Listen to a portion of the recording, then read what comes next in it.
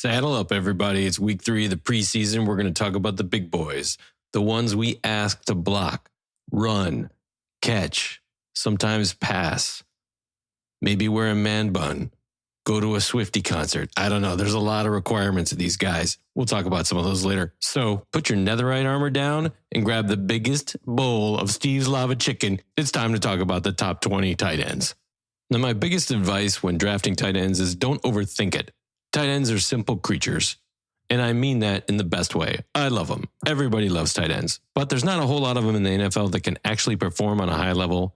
Yeah, there are a couple of guys out there that might do really well, but the knowns are knowns, like Brock Bowers last year. That really wasn't that big of a surprise. I mean, we all knew he was going to be in the top 10, probably, push top 7, but yes, epic season from Brock Bowers. Is he going to repeat? Don't know, but guess what? Let's just jump right into it. The number one guy on my list is Brock Bowers. The number one guy on everyone's list in the world is Brock Bowers at tight end. It really doesn't take an MIT degree to figure this out. He's getting all the targets. He's got an upgraded quarterback. Now he's got a better running back. Still has Jacoby Myers. Great schedule. You're taking him if you can.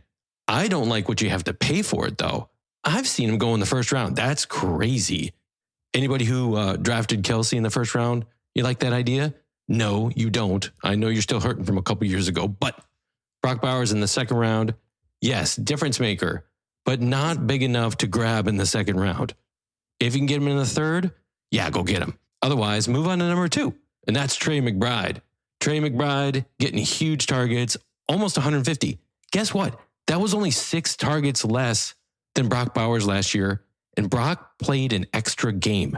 The differential is touchdowns, and that's because Murray can't hit the broadside of a barn. So if you think that Trey is going to get you a couple extra touchdowns this year, guess what? He's going to beat Brock.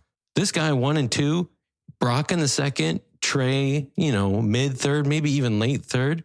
You're getting better value for Trey. So if you can hold off to the third, go get him. Speaking of the third, my third tight end is Kittle. And I know a lot of people have him there too. The biggest reason is opportunity. All of the wide receivers in San Francisco are hurt right now, except for Pearsall. So that gives Kittle a real opportunity to exceed his last year's 94 targets. I see him pushing over 100 targets. And while we're talking about 100 targets, for me, that's a key. Any tight end that's getting over 100 targets, that's a guy in your top 10. So if you think a guy's going to get over 100 targets, you need to go grab him. And I have Kittle at 3. At 4, here we go. The Swiftie boy toy with a man bun. It's Travis Kelce. We all love to hate him, but the guy produces 133 targets last year. That's huge. Not a lot of touchdowns, though. Let's face it, Mahomes has kind of lost a little bit of his accuracy. He can throw that intermediate ball, which is great for Travis Kelce, but the deep ball, he just can't hit it anymore. And Travis, if he puts on a couple extra touchdowns, man, he's pushing top 3 status. So as a number 4 tight end, this is a great guy to go get. And you can get him right now in the 7th. That's amazing value. That's somebody you need to target. And guess what? So will everyone else. My number 5 tight end is Hockenson. I see Hockenson with kind of a bounce back year for a couple of reasons. One, Jefferson's kind of banged up. Addison is suspended. Naylor is hurt. They're looking for wide receiver help. And they have a rookie quarterback. And what do rookie quarterbacks love? They love tight ends. Everybody loves tight ends, but rookies especially. So I see him bumping up in his overall number of targets. I think he's going to be healthier. I hope he's going to be healthier. I mean, he's a supreme talent. I want him to be healthy.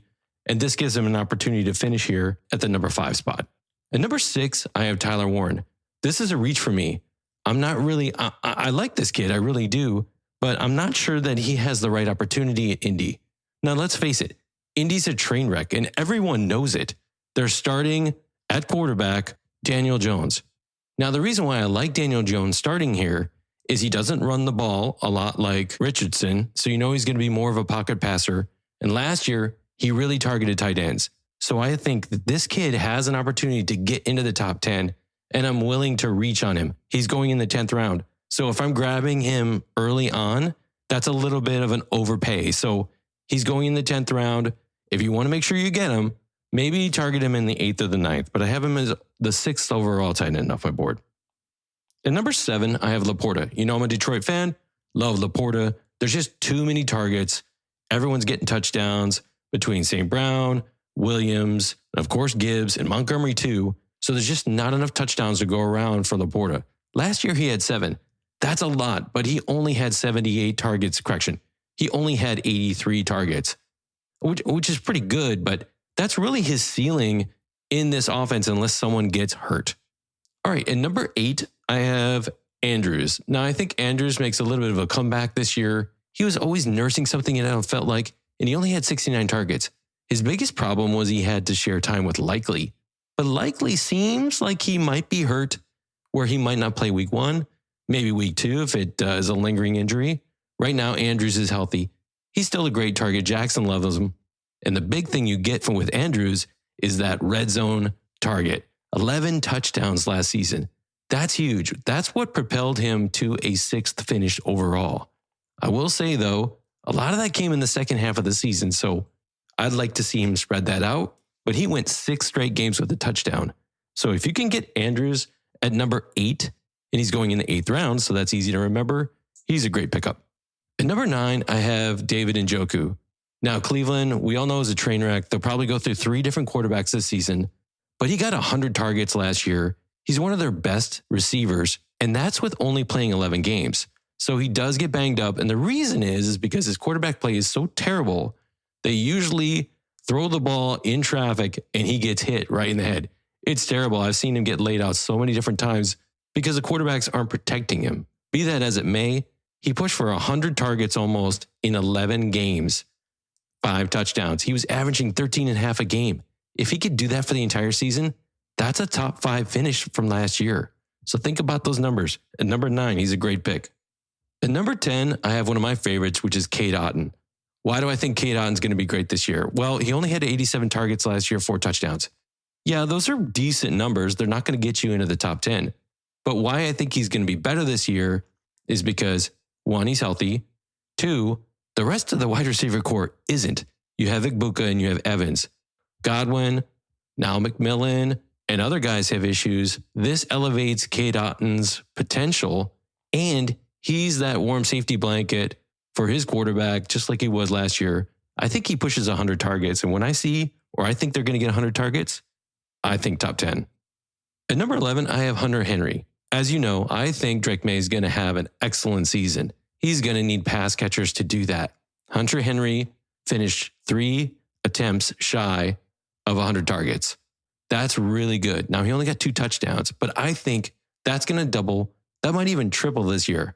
If you think about it, caught 66 of 97 targets last year, and he only had 2 touchdowns. If he had 6 touchdowns, that would have put him in the top 10. So he definitely has top 10 ability and capability. I think the opportunity is going to be here this year. May is going to be even more special. At number 12, I have Ferguson from Dallas.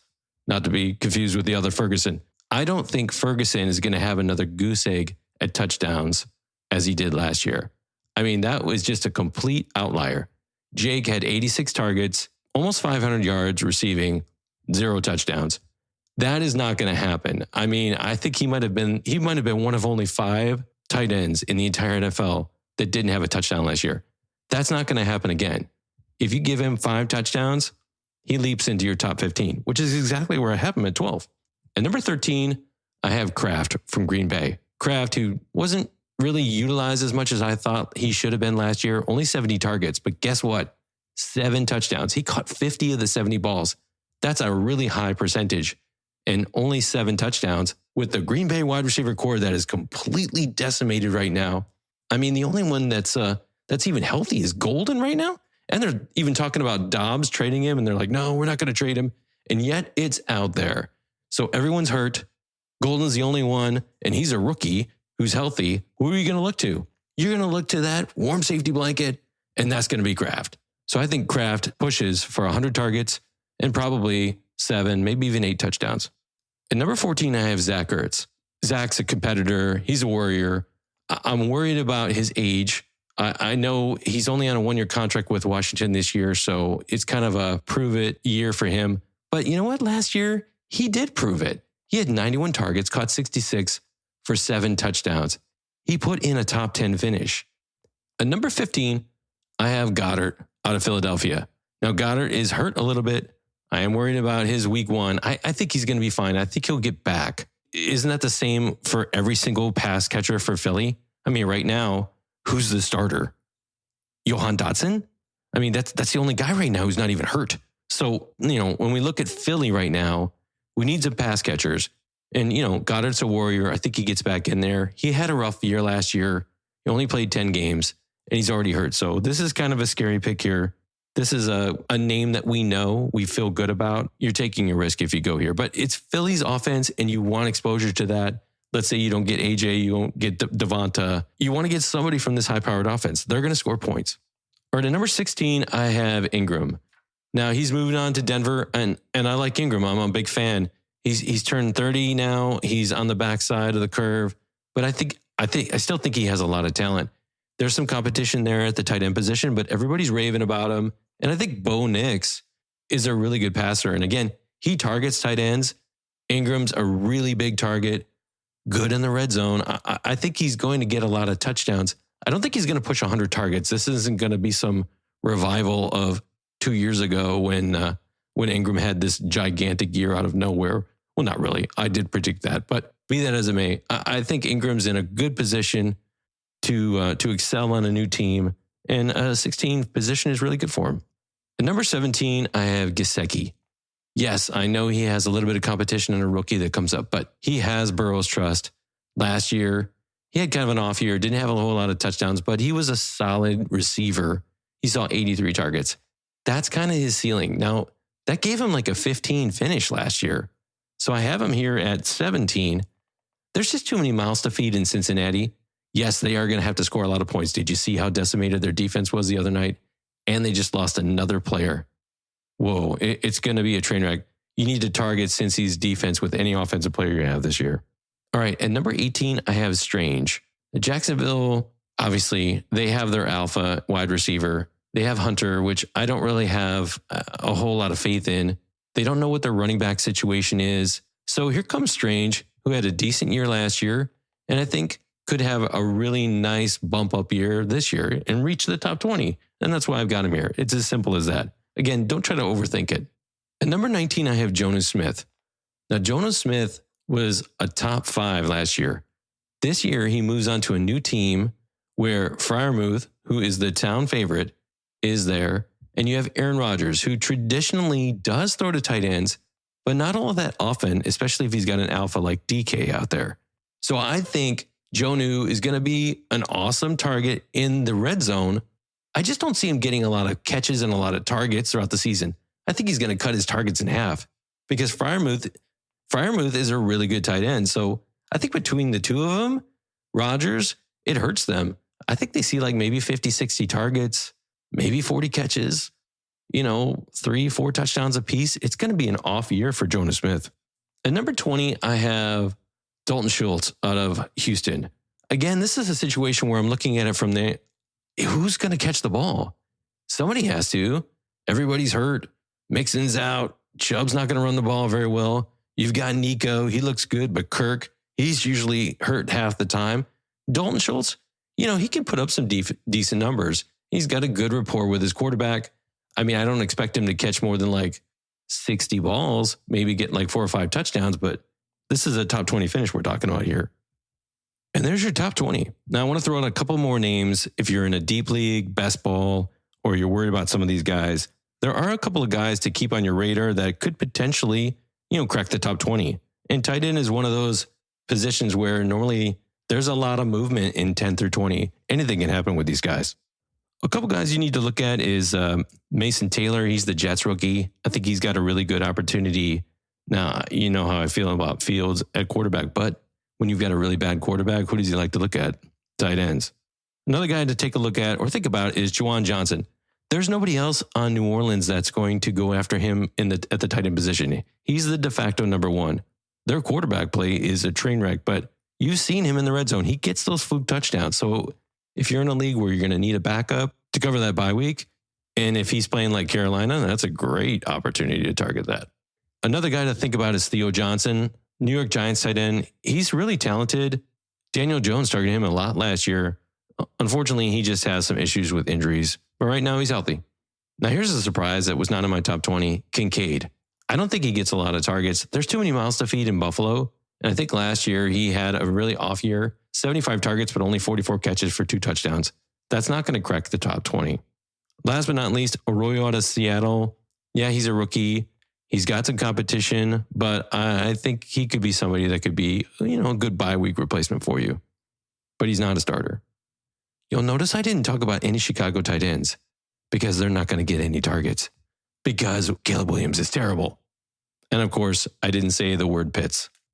And that'll do it for our show tonight. As always, I want to give a shout out to the men and women in uniform who protect the freedoms that we hold dear. Thank you for your service and sacrifice. And thanks for listening. If you enjoyed this show, follow us on X, YouTube, Spotify, or wherever you get your podcasts so you can stay up to date on our latest content.